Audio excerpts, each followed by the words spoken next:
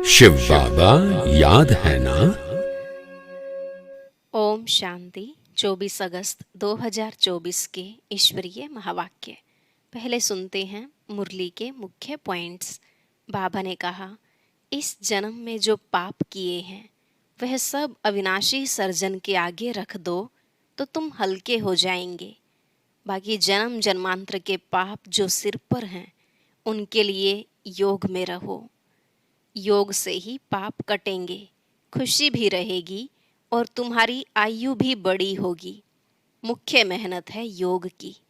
जब भी घूमने फिरने जाओ तो आपस में यही बातें करो। एक दो को सावधानी देते रहो। जब तुम्हारा सारा झुंड इस याद की अवस्था में रह चक्र लगाए तो तुम्हारी शांति का प्रभाव बहुत पड़ेगा। महान आत्मा बनने के लिए तुम्हें मन मना भव का महान मंत्र सदा याद रखना है। फिर बाबा ने कहा, अभी तो दुख के पहाड़ गिरने हैं, उससे पहले तुम्हें याद की यात्रा द्वारा विकर्म विनाश करने हैं। तुम जितना साइलेंस में जाएंगे उतना वह विनाश के लिए अच्छी अच्छी चीज तैयार करते रहेंगे।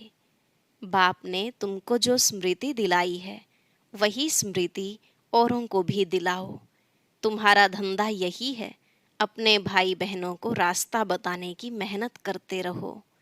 लास्ट में बाबा ने कहा, अगर इन लक्ष्मी नारायण जैसा उच्च पद पाना है तो इस सैंपल को अर्थात ब्रह्मा बाप को फॉलो करो। इनके समान कुर्बान जाना है। यहाँ तो अपना सब कुछ स्वाहा करना पड़े। अब सुनते हैं महावाक्यों को विस्तार से। बाबा ने कहा, मीठे बच्चे, बाप ने तुम्हें संगम पर जो स्मृतियाँ दिलाई हैं उसका सिमरण करते रहो तो सदा हर्षित रहेंगे। प्रश्न, सदा हल्के रहने की युक्ति क्या है? किस साधन को अपनाओ तो खुशी में रह सकेंगे? उत्तर, सदा हल्का रहने के लिए इस जन्म में जो जो पाप हुए हैं वह सब अविनाशी सर्जन के आगे रखो। बाकी जन्म जन्मांतर के पाप जो सिर पर हैं उसके लिए याद की यात्रा में रहो। याद से ही पाप कटेंगे, फिर खुशी रहेगी। बाप की याद से आत्मा सतोप्रधान बन जाएगी। ओम शांति। मीठे मीठे रूहानी बच्चों को रूहानी बाप समझाते हैं, तुमको स्मृति आई है कि हम आदि सनातन देवी देवता धर्म के थे। हम राज्य करते थे, हम बरोबर विश्व के मालिक थे। उस समय दूसरा कोई धर्म नहीं था। हमने ही सतयुग से लेकर जन्म लेते 84 का चक्र पूरा किया। सारे झाड़ की स्मृति आई है। हम देवता थे, फिर रावण राज्य में आ गए तो देवी देवता कहलाने के लायक न रहे, इसलिए धर्म ही दूसरा समझ लिया। और किसका भी धर्म बदलता नहीं है। जैसे क्राइस्ट का क्रिश्चियन धर्म, बुद्ध का बौद्ध धर्म ही चला आता है। सबकी बुद्धि में है, बुद्ध ने फलाने टाइम धर्म स्थापन किया। हिंदुओं को अपने धर्म का पता ही नहीं है कि हमारा हिंदू धर्म कब से शुरू हुआ, किसने बनाया। लाखों वर्ष कह देते। सारे सृष्टि चक्र का नॉलेज तुम बच्चों को ही है। इसको कहते हैं ज्ञान विज्ञान। उन्होंने विज्ञान भवन नाम भल रखा है, परंतु बाप उसका अर्थ समझाते हैं। ज्ञान और योग, रचता और रचना के आदि मध्य अंत का ज्ञान। अभी तुम समझते हो कि हम भी नहीं जानते थे, नास्तिक थे। सतयुग में तो यह ज्ञान हो नहीं सकता। अभी तुमको टीचर ने पढ़ाया है, पढ़कर तुमको राज्य भाग्य मिलता है, क्योंकि तुमको रहने के लिए नई सृष्टि चाहिए।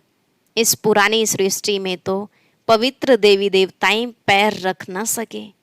बाप आकर तुम्हारे लिए पुरानी दुनिया का विनाश कर नई दुनिया स्थापन करते हैं। हमारे लिए विनाश जरूर होना है। कल्प कल्पांतर हम यह पार्ट बजाते हैं। बाबा पूछते हैं, आगे कब मिले हो? तो कहते हैं, बाबा हर कल्प मिलते हैं आपसे राज्य भाग्य लेने। कल्प पहले भी बेहद सुख का राज्य भाग्य मिला था। यह सब बातें जो स्मृति में आई हैं, अब उनका सिमरण होना चाहिए, जिसको बाबा स्वदर्शन चक्र कहते हैं। हम पहले सतोप्रधान थे। यह भी तुम्हें स्मृति आई कि हर एक आत्मा को अपना अपना पार्ट मिला हुआ है। हम आत्मा छोटी अविनाशी हैं, उनमें पार्ट भी अविनाशी है जो चलता ही रहेगा।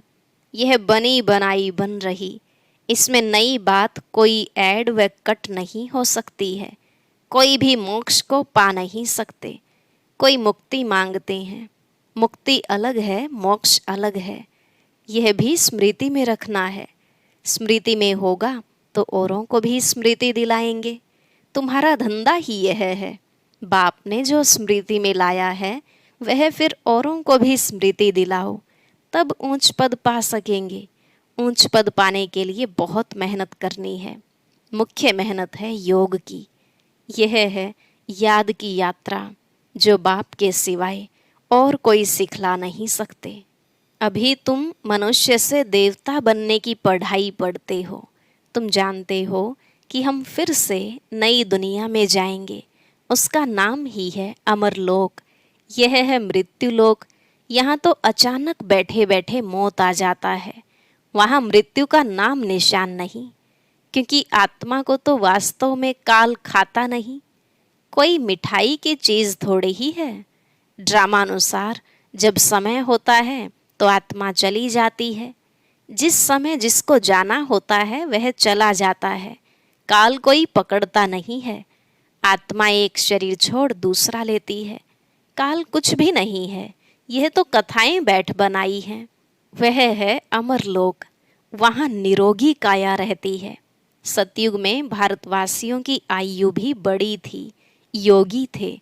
योगी और भोगी का फर्क भी अब मालूम पड़ता है। तुम्हारी आयु वृद्धि को पा रही है।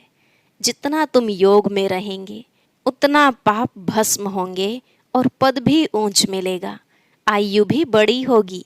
यथा राजा रानी आयु पूरी कर शरीर छोड़ते हैं, प्रजा का भी ऐसा होता है, परंतु पद का फर्क है। अब बाप तुमको कहते हैं, स्वदर्शन चक्रधारी बच्चों, यह अलंकार तुम्हारे हैं। ग्रस्त व्यवहार में रहते कमल फूल समान तुम रहते हो। सिवाय तुम्हारे और कोई रह न सके। यह भी स्मृति आई है कि इस जन्म में हमने कितने पाप किए हैं। इसलिए बाबा कहते हैं, वह सब अविनाशी सर्जन के आगे रखो तो हल्के हो जाएंगे। बाकी जन्म जन्मांतर के पाप जो सिर पर हैं, उसके लिए योग में रहना है। योग से ही पाप कटेंगे और खुशी भी रहेगी। बाप की याद से सतोप्रधान बन जाएंगे। मालूम है कि हम याद से यह बनेंगे तो कौन नहीं याद करेगा। परंतु यह युद्ध का मैदान है। मेहनत करनी पड़ती है इतना ऊंच पद पाने के लिए। यह भी बच्चों को स्मृति आई है कि बेहद के बाप से हम ऊंचते ऊंच वर्षा लेते हैं, कल्प कल्प लेते हैं। तुम्हारे पास बहुत आएंगे, आकर महामंत्र लेंगे मन मनाभव का। मन मनाभव का अर्थ है अपने को आत्मा समझ बाप को याद करो। यह है महान मंत्र, महान आत्मा बनने के लिए। वह कोई महात्मा है नहीं। महात्मा तो वास्तव में श्री कृष्ण को कहा जाता है, क्योंकि वह पवित्र है। देवताएं सदैव पवित्र रहते हैं। देवताओं का है प्रवृत्ति मार्ग, सन्यासियों का है निवृत्ति मार्ग। स्त्रियां तो धक्के खा न सके। यह सब अभी कलयुग में खराबियां हो गई हैं। स्त्रियों को भी सन्यासी बनाकर ले जाते हैं, फिर भी उन्हों की पवित्रता पर भारत थमा रहता है। जैसे पुराने मकान को पोची आदि लगाई जाती है तो जैसे नया बन जाता है, यह सन्यासी भी पोची दे कुछ बचाव करते हैं। परंतु बाप कहते हैं, वह धर्म ही अलग है, पवित्र बनते हैं। भारत खंड में ही इतने देवी देवताओं के मंदिर, भक्ति आदि है। यह भी खेल है जिसका वृतांत तुम बताते हो। भक्ति मार्ग के लिए यह सब भी चाहिए ना। एक शिव के ही कितने नाम रख दिए हैं। नाम पर मंदिर बनता गया है, ढेर के ढेर मंदिर हैं। कितना खर्चा होता है, मिलता फिर भी आधा कल्प का सुख है। बस बहुत पैसे लगाते हैं, मूर्तियाँ टूट फूट जाती हैं। वहाँ तो मंदिर आदि की दरकार नहीं है। यह भी अभी स्मृति आई है कि आधा कल्प भक्ति चलती है, आधा कल्प फिर भक्ति का नाम नहीं। बाप कितनी स्मृति दिलाते हैं इस वैरायटी झाड़ की। सिर्फ कलयुग की आयु ही 40,000 वर्ष हो, फिर तो क्रिश्चियन आदि की आयु भी बहुत बढ़ जाए। बाप समझाते हैं क्रिश्चियन धर्म की इतनी ही लिमिट है। यह जानते हैं क्राइस्ट को इतना समय हुआ है, फलाने को इतना समय हुआ धर्म स्थापन किए, लेकिन फिर जाएंगे कब यह पता नहीं है। कल्प की आयु ही लंबी कर दी है। अभी तुम जानते हो यह तो विनाश की तैयारियां हो रही हैं। उन्हों की है साइंस, तुम्हारी है साइलेंस। तुम जितना साइलेंस में जाएंगे उतना वह विनाश के लिए अच्छी अच्छी चीज़ें तैयार करते रहेंगे। दिन प्रतिदिन महीन चीज़ें बनाते रहते हैं। तुम्हारे अंदर में खुशी होती है, बाबा तो हमारे लिए नई दुनिया बनाने आए हैं, तो अब हम पुरानी दुनिया में थोड़े ही रहेंगे। कमाल है बाबा की। बाबा आपके स्वर्ग स्थापन करने की तो कमाल है। अभी तुमको सारी स्मृति आई है। वह तो रचता और रचना के आदि मध्य अंत को जानते ही नहीं हैं। तुम जानते हो तुम कितनी रोशनी में हो। मनुष्य तो घोर अंधियारे में है। फर्क है ना। ज्ञान अंजन सतगुरु दिया, अज्ञान अंधेर विनाश। भक्ति वाले ज्ञान को नहीं जानते हैं। अभी तुम भक्ति को भी जानते हो तो ज्ञान को भी जानते हो। सारी स्मृति आई है। भक्ति कब शुरू होती है, फिर कब पूरी होती है, बाप कब ज्ञान देते हैं, पूरा कब होगा, सब स्मृति है। नंबरवार तो हैं ही, किसको बहुत स्मृति है किसको कम।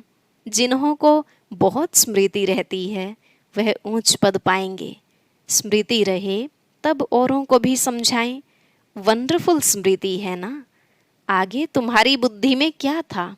भक्ति, जप, तप, तीर्थ करना, माथा टेकना, सारी टिप्पण ही घिस गई है।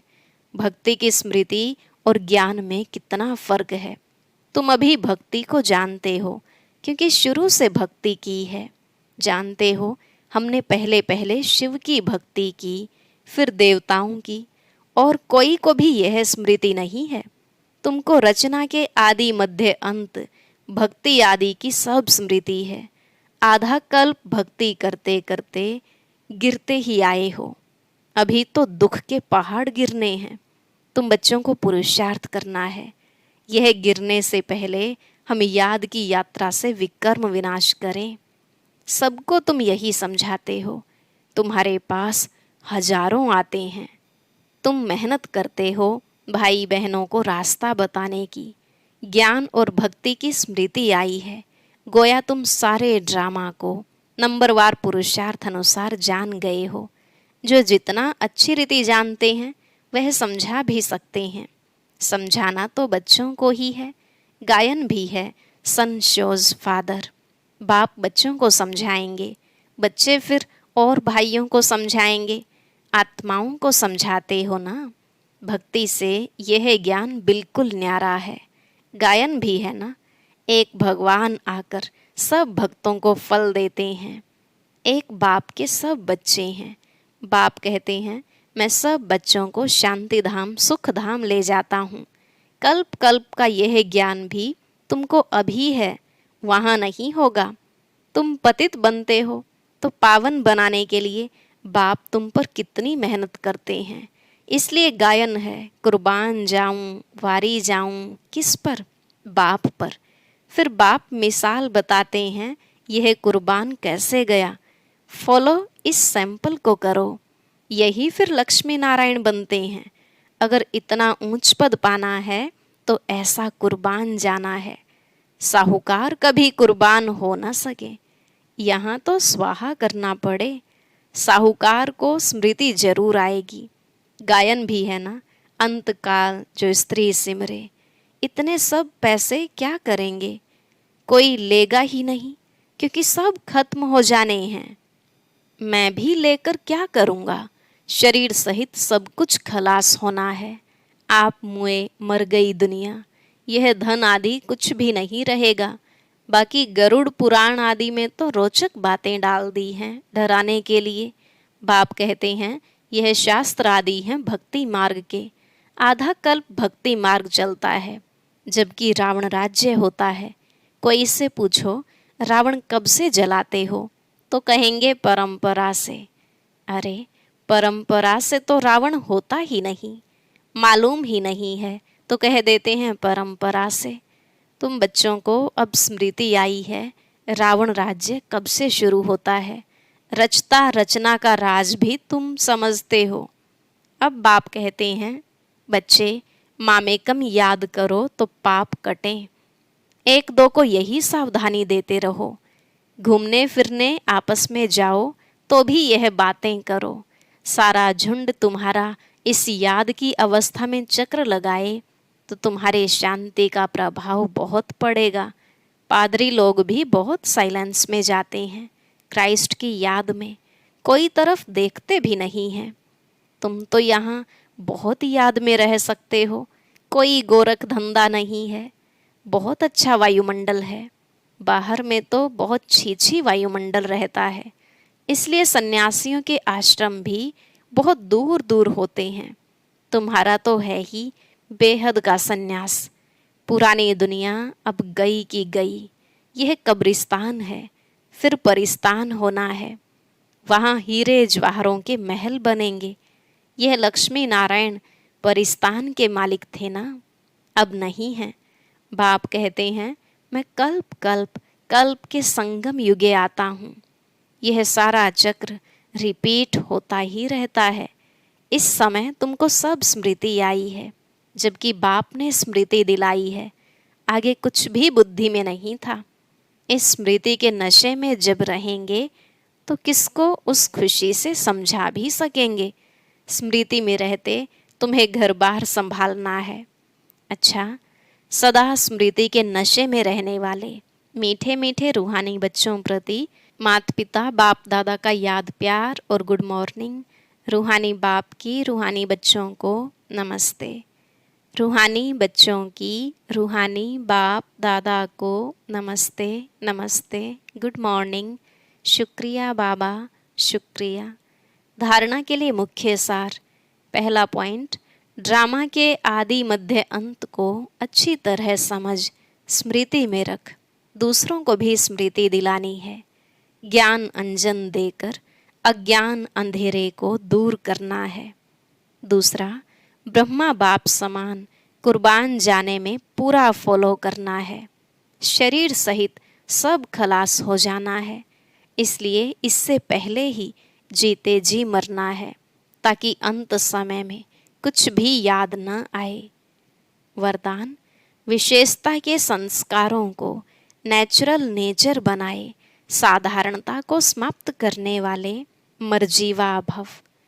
विशेषता के संस्कारों को नेचुरल नेचर बनाए, साधारणता को समाप्त करने वाले मर्जीवा भव।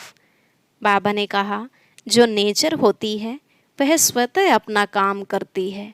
सोचना बनाना या करना नहीं पड़ता है, लेकिन स्वतः हो जाता है। ऐसे मर्जीवा जन्मधारी ब्राह्मणों की नेचर ही है विशेष आत्मा के विशेषता की। यह विशेषता के संस्कार नेचुरल नेचर बन जाएं और हर एक के दिल से निकले कि मेरी यह नेचर है। साधारणता पास्ट की नेचर है, अभी की नहीं, क्योंकि नया जन्म ले लिया तो नए जन्म की नेचर विशेषता है, साधारणता नहीं। स्लोगन, रॉयल वह हैं जो सदा ज्ञान रत्नों से खेलते, पत्थरों से नहीं। रॉयल वह हैं जो सदा ज्ञान रत्नों से खेलते, पत्थरों से नहीं। ओम शांति। बाबा ने कहा कई बार बीके भी कुछ ऐसे शब्द बोल देते हैं जिनका प्रयोग अक्सर अज्ञानी करते हैं। वह शब्द कौन से हैं, ये जानने के लिए सुनते हैं आज का अव्यक्त ज्ञान मुद्रा।